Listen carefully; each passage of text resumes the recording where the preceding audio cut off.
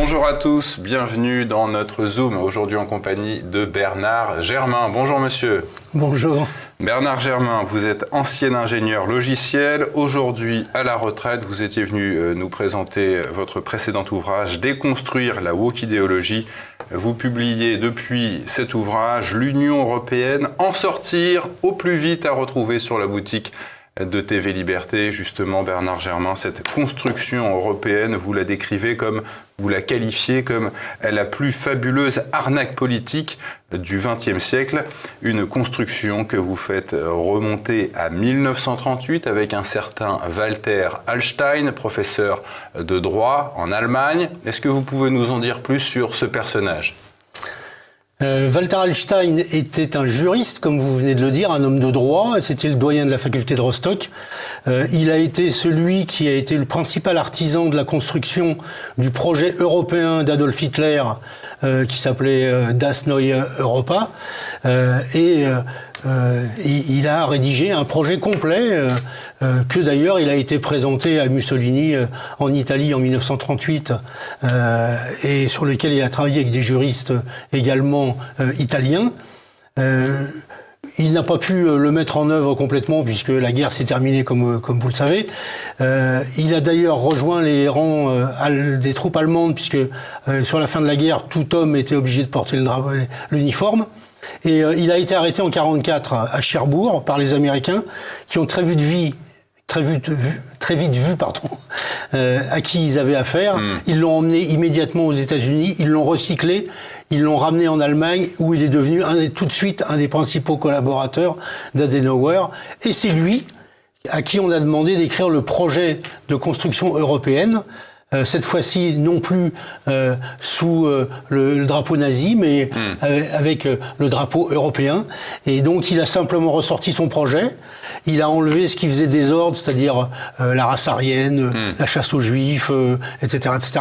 Et le projet est celui qui a été mis en œuvre patiemment, il a d'ailleurs été le premier président de la Commission européenne jusqu'en 1967, date à laquelle De Gaulle a obtenu son départ. D'accord, et vous rappelez qu'il est celui qui a préparé et co-signé avec Adenauer le fameux traité de Rome, c'était en 1957, traité qui lançait le projet européen. Oui, tout à fait. Alors, l'annonce du projet de CECA a été rédigée par Dean Acheson, qui était secrétaire d'État américain, avec Jean Monnet. La communauté européenne du charbon et de l'acier. Voilà, qui était la première brique, si j'ose dire, de cette construction européenne. Et c'est Robert Schuman qui a été à cette occasion victime d'une manipulation absolument fantastique de la part des Américains, puisque on lui a demandé de rédiger le document en question, ce qu'il n'a pas été capable de faire. Et donc, 3 jours avant la déclaration officielle, on lui a donné la déclaration que les Américains voulaient. Enfin, c'est Jean Monnet qui lui a donné. Il l'a lu et il est parti en courant, laissant Jean Monnet répondre aux journalistes qui posaient des questions. Mais l'histoire retient que c'est Schuman qui a été le premier qui a fait cette déclaration, alors qu'en fait, il a été totalement manipulé par les Américains. Les trois qu'on vient de citer, Schuman, Monnet et Walter Hallstein, étant tous les trois des agents de la CIA, ce qui est officiel. D'accord. Cette Europe fédérale, voulue donc par cet homme, Walter Hallstein, pourquoi vous dites qu'elle serait une machine de guerre contre les nations et contre les peuples ? Alors, parce que justement, cette construction européenne... D'ailleurs, il a présenté le projet en 1965 et De Gaulle s'est cabré immédiatement contre. Pardon. Walter Hallstein. Oui, d'accord. Il présentait un projet d'Europe fédérale. Il l'annonçait tel quel. Et le général de Gaulle a dit non, il n'est pas question de ça. Et il a pratiqué à partir de ce moment-là la politique de la chaise vide. Et ça a débouché sur les accords de Luxembourg qui ont notamment octroyé un droit de veto pour les pays membres de la CEE, en l'occurrence à l'époque. Et Walter Hallstein, c'est ce que je disais tout à l'heure, a même été ensuite éliminé de la direction de l'Europe parce que De Gaulle l'a exigé, justement suite au projet d'Europe fédérale qu'il a voulu présenter et sur lequel De Gaulle a dit il n'en est absolument pas question. Il voulait une Europe des nations et pas une Europe fédérale. Alors déjà aussi, En 1965, les Américains ont voulu la création de l'euro, la monnaie qui est aujourd'hui en circulation en France et même dans l'Union européenne. Ils voulaient cette instauration mais sans l'annoncer. Donc pourquoi ce stratagème ? Alors, parce que les Américains construisaient... En fait, tout se passe après la Seconde Guerre mondiale. Il y a ce qu'on appelle la guerre froide, et les Américains voulaient utiliser le continent européen comme étant un protectorat américain dans leur guerre contre les pays de l'Europe de l'Est. Oui, la tête de pont avancée. Et donc, l'Europe devait être contrôlée par eux, et c'est le sens du projet qu'ils ont monté. Alors, ils voulaient également qu'il y ait une monnaie. Alors, il n'était pas question qu'elle s'appelle l'euro, ils voulaient simplement une monnaie.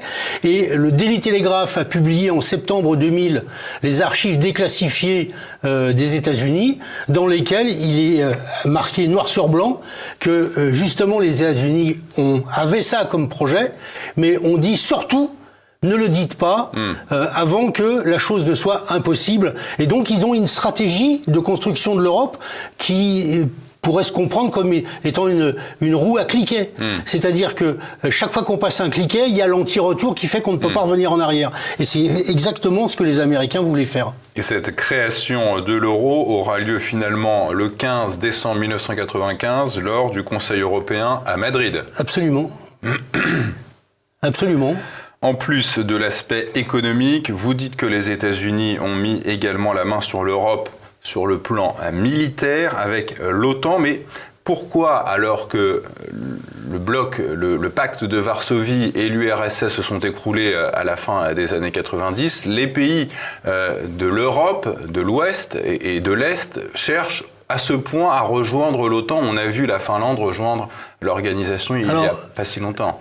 Non, c'est le contraire. C'est-à-dire que c'est les États-Unis qui construisent d'ailleurs, c'est saisissant quand on regarde les cartes, qu'on juxtapose les cartes des pays membres de l'Europe et ceux qui sont membres de l'OTAN, il y a une concordance quasi parfaite. Ça commence par l'OTAN et très vite, ils rentrent dans l'Europe. Alors, pourquoi est-ce que les Américains voulaient cela? Parce que même si le pacte de Varsovie est tombé, pour les Américains, la Russie reste l'ennemi. Alors, en 1991, il y a eu des discussions avec M. Gorbatchev. Ça a été confirmé par Roland Dumas en avril 2022 sur Sud Radio. L'ancien ministre des Affaires étrangères. Absolument, de qui a participé à ces discussions. Alors, rien n'a été écrit, mais l'accord a été formel avec Gorbatchev en disant: vous supprimez le pacte de Varsovie et nous nous engageons, nous, à laisser tous les pays qui étaient dans l'ancien pacte de Varsovie comme zone tampon, qui vont rester neutres et qui vont garantir la protection de la Russie. Et évidemment, on est obligé de constater que les États-Unis n'ont pas respecté leur engagement et petit à petit, comme un puzzle, ça se confirme, l'implantation et le rattachement de tous ces pays à l'OTAN, le dernier étant l'Ukraine, mais là, les fusées étant carrément à la frontière de la Russie a dit « stop, c'est fini ». Je rappelle quand même que quand il y a eu la crise de Cuba, les fusées étaient à 800 km des côtes de la Floride et Kennedy a simplement failli appuyer sur le bouton nucléaire. Donc on peut quand même comprendre que Poutine puisse se fâcher sur ce plan. Vous évoquiez tout à l'heure le général de Gaulle qui s'était opposé à cette construction européenne. Comment s'y est-il pris? Alors, le général de Gaulle a voulu, était disponible pour participer à la construction d'une Europe des nations, mais en préservant deux choses: l'indépendance de la France et sa souveraineté. Et comme ces deux choses-là étaient remises en cause, il a tout fait pour empêcher que la remise en cause de la souveraineté et de l'indépendance nationale n'ait lieu. Et malheureusement, dès qu'il a été parti, c'est-à-dire à partir de 1969, tous les dirigeants français qui ont suivi, à partir de Pompidou, Giscard, etc., ont tous capitulé devant l'Europe, c'est-à-dire en fait devant les États-Unis. Alors on reproche beaucoup aux Allemands de faire la loi aujourd'hui dans l'Union européenne, mais c'était quand même bien le projet du général de Gaulle d'avoir une Europe, certes des nations, mais quand même sous la domination française.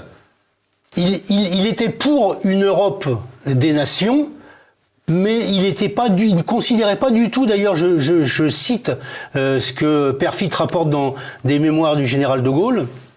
Il dit le fait qu'on soit dans l'Europe n'est pas du tout une obligation. On peut très bien vivre sans être dans l'Europe. Mais s'il doit y avoir une Europe, ça ne peut être qu'une Europe des nations libre, indépendante et souveraine qui décide de travailler de concert. Mais ça ne peut pas être une construction comme celle qu'a voulu Walter Hallstein avec les Américains.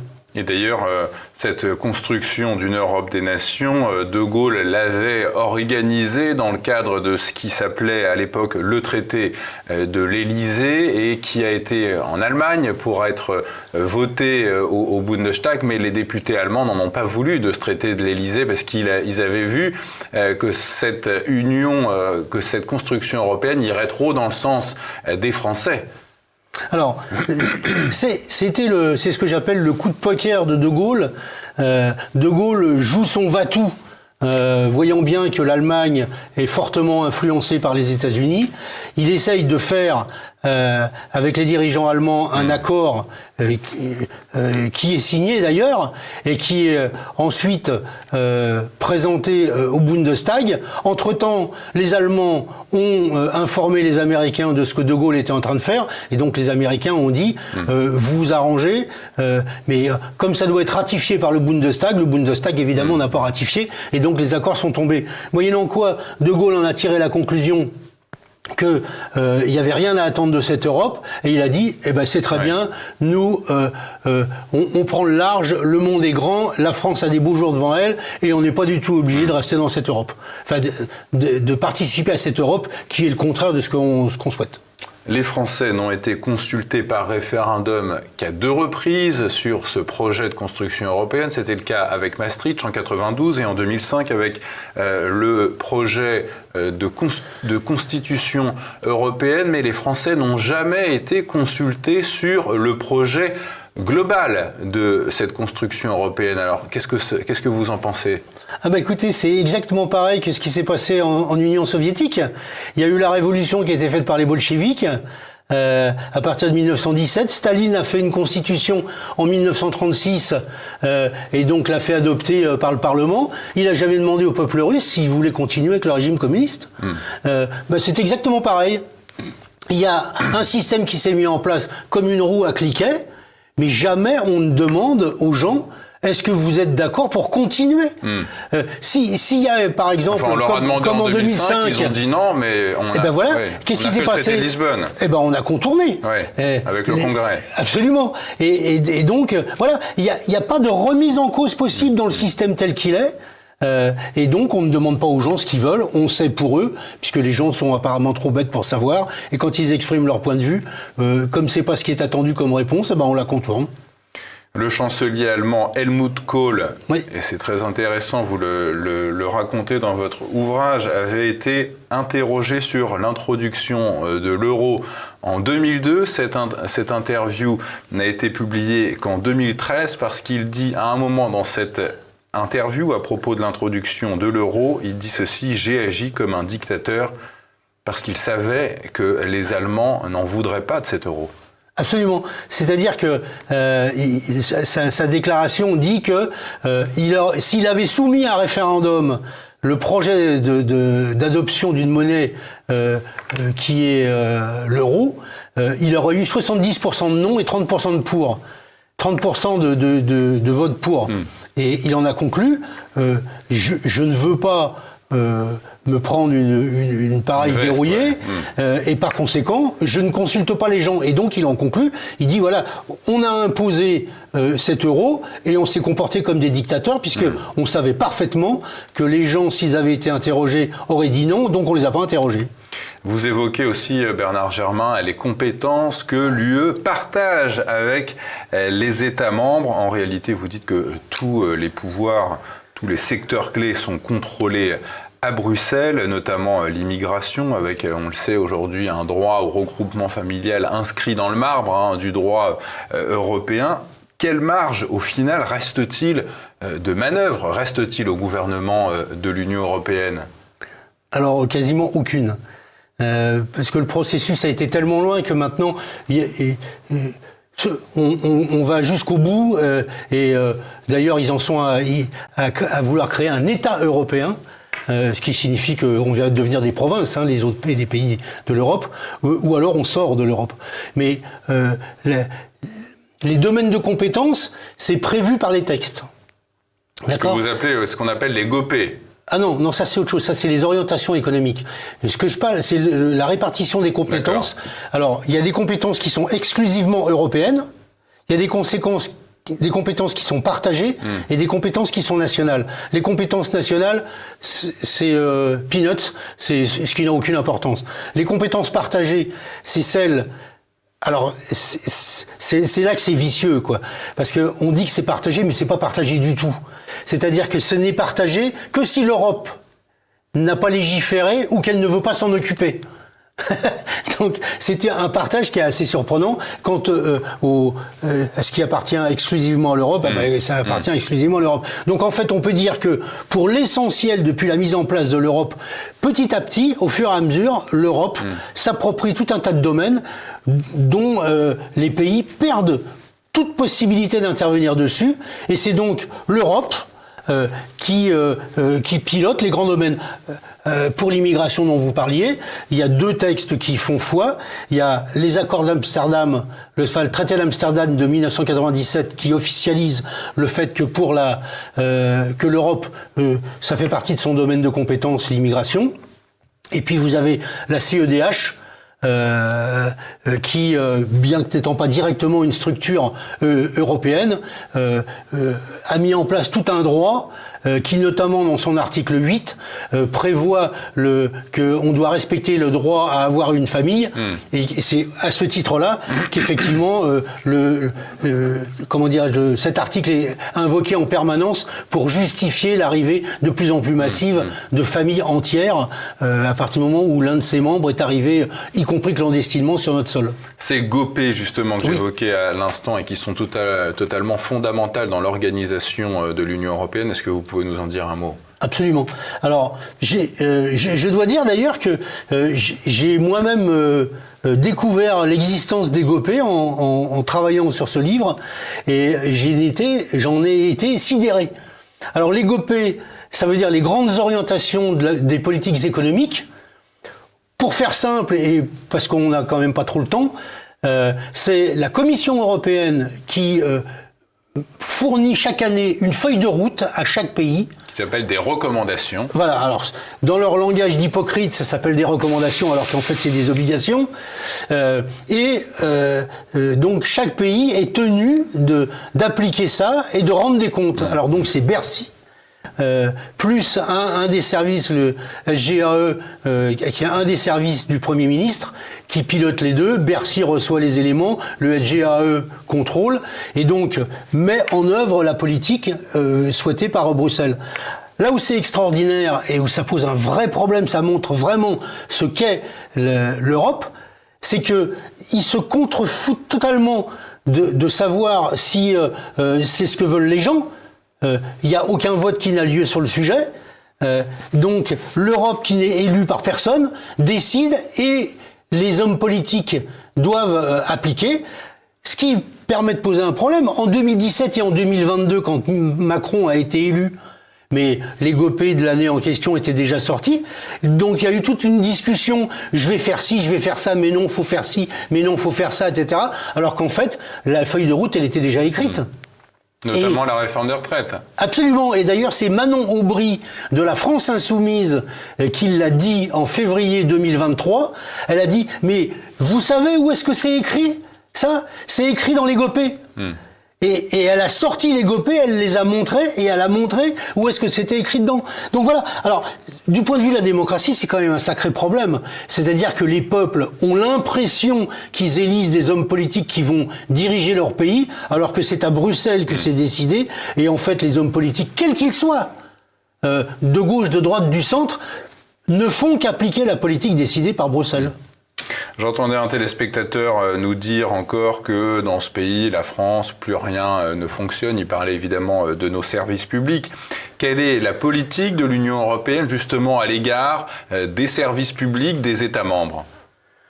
Eh bien, je vais essayer de le dire de façon assez simple.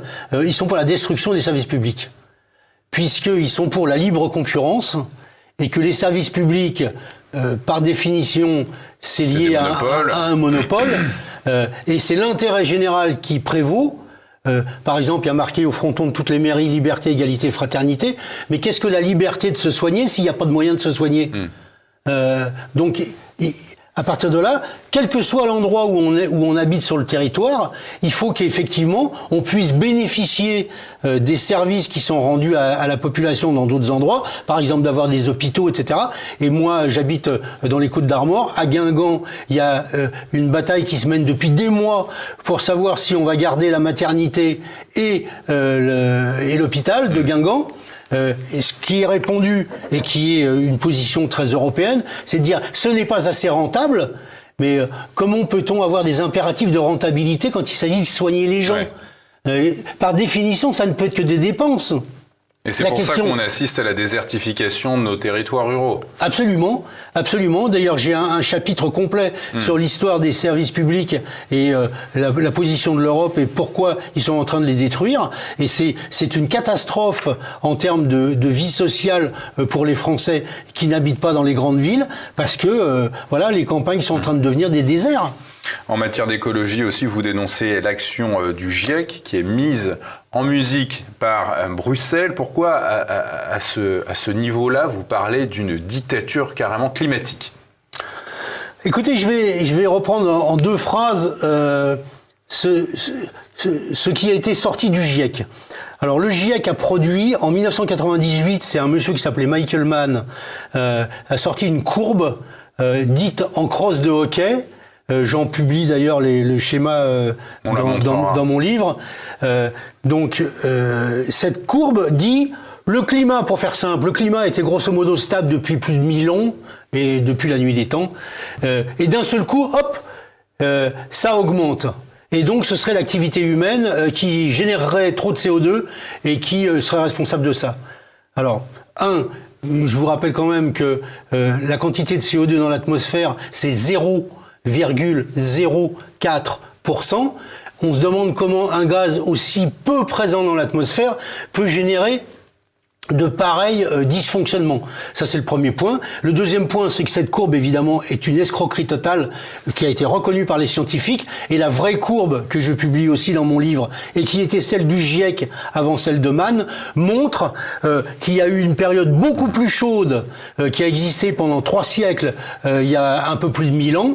Et c'est par exemple pour ça que le Groenland s'appelle comme ça Groenland, ce qui veut dire les terres vertes, parce qu'à l'époque, le climat était tellement chaud que on faisait de la vigne en Angleterre et que les Vikings étaient au Groenland, qui étaient des terres vertes.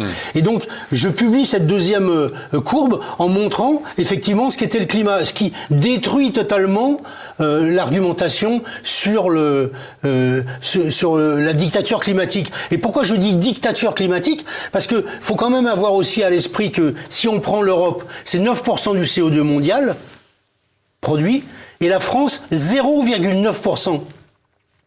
Et pourtant, on mène une véritable bataille en culpabilisant les gens. Vous vous rendez compte que même si on réduit de moitié la quantité de CO2 qu'on produit, ce qui serait absolument gigantesque comme effort, ce serait pour passer de 0,9% à 0,45%.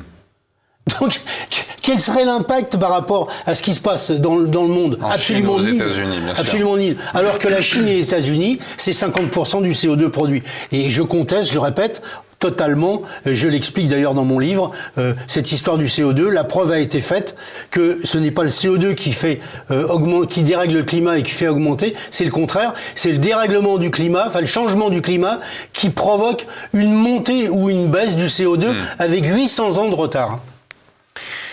On entend à chaque élection européenne, ce sera le cas dans quelques semaines, les campagnes vont commencer puisque ce sera en juin prochain cette élection. Nos politiques nous annonçaient qu'ils vont réformer l'Europe. Alors qu'est-ce que vous auriez à leur répondre à cela ? Qui racontent des histoires aux gens. On ne peut pas réformer l'Union européenne ? Alors je vais juste vous donner un élément. En 2017, Mélenchon avait expliqué de manière très péremptoire dans ses meetings que s'il était élu président, il allait mettre au pas Madame Merkel. Il allait renégocier la contraindre à renégocier tous les traités qui avaient été signés et imposer la position de la France. Sauf que, pas de chance pour lui, dans les textes qui régissent le fonctionnement de l'Union européenne, notamment le TFUE, qui a été adopté à Lisbonne, eh bien, il est écrit noir sur blanc qu'il faut l'unanimité. Voilà. Alors, il y avait une ancienne version et puis il y a la version actuelle. Globalement, ça revient à peu près au même. Il faut de toute façon qu'il y ait l'unanimité pour changer. Donc, pourquoi Madame Merkel ou les dirigeants allemands accepteraient-ils le diktat de Monsieur Mélenchon et il y a quand même 27 pays. Alors, qu'il n'y en ait pas un sur les 27 pour dire nous on n'est pas d'accord, donc c'est de la démagogie à l'état pur. Non. Aujourd'hui, où on accepte le fonctionnement de l'Europe telle qu'elle est, où on sort de l'Europe. Alors justement, à chaque fois qu'on entend quelqu'un dans notre pays brandir l'idée d'une sortie de la France de l'Union européenne, ce qu'on appellera un Frexit, comme les Britanniques l'ont fait pour leur pays, on entend le système, le système médiatico-politique se mettre en branle pour nous annoncer qu'en cas de sortie, il y aurait l'ère glaciaire qui s'abattrait sur la France. Vous nous dites qu'il n'y a rien à craindre, alors pourquoi non, je ne dis pas qu'il n'y a rien à craindre, je dis que c'est une certitude que l'anéantissement dont on est soi-disant menacé est une fable pour les enfants. Voilà. Le Brexit, il a eu lieu en juin, enfin le vote a eu lieu en juin 2016. C'est Theresa May et Monsieur Barnier, Theresa May qui était la première ministre anglaise et Monsieur Barnier qui était le représentant de l'Europe, qui ont négocié la sortie de l'Angleterre, enfin de la Grande-Bretagne directement. Mais comme ils étaient tous les deux contre, ils ont tout fait pour retarder. C'est quand Boris Johnson est arrivé au pouvoir en Grande-Bretagne qu'il a tapé du poing sur la table. En moins d'un an, c'était réglé. Et je ne sais pas, donc à partir du début 2020, la Grande-Bretagne était hors de l'Europe réellement. Aux dernières nouvelles, le soleil continue à se lever en Grande-Bretagne. La Grande-Bretagne n'a pas disparu sous les eaux et son économie n'a pas implosé. Et ils ont réinvesti les milliards qu'ils donnaient chaque année à Bruxelles dans des constructions. Voilà, comme c'était des contributeurs positifs, comme la France, nous c'est 12 milliards par an. Eux c'est 11. Ça nous coûte 12 milliards par an. Eux c'était 11. Et avec cet argent qu'ils ne dépensent plus, ils ont fait plein de choses en Grande-Bretagne. Des services publics, et je rappelle, j'en fais d'ailleurs tout un chapitre également dans mon livre. J'y compare les chiffres de l'économie anglaise avec les chiffres de l'économie française. L'Angleterre a des meilleurs résultats, sauf sur un seul indicateur, que la France. Et sa situation est bien meilleure qu'elle ne l'était du temps où elle était dans l'Europe. Donc, c'est fait pour effrayer les gens, c'est fait pour apeurer les populations, et ça n'a aucun fondement.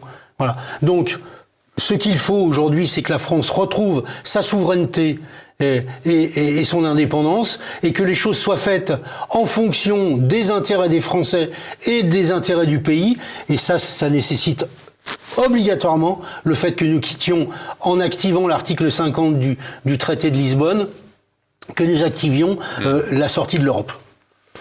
L'Union européenne, en sortir au plus vite, une belle synthèse sur l'histoire sulfureuse et le fonctionnement de l'Union européenne. Merci à vous, Bernard Germain. Merci à vous de m'avoir reçu.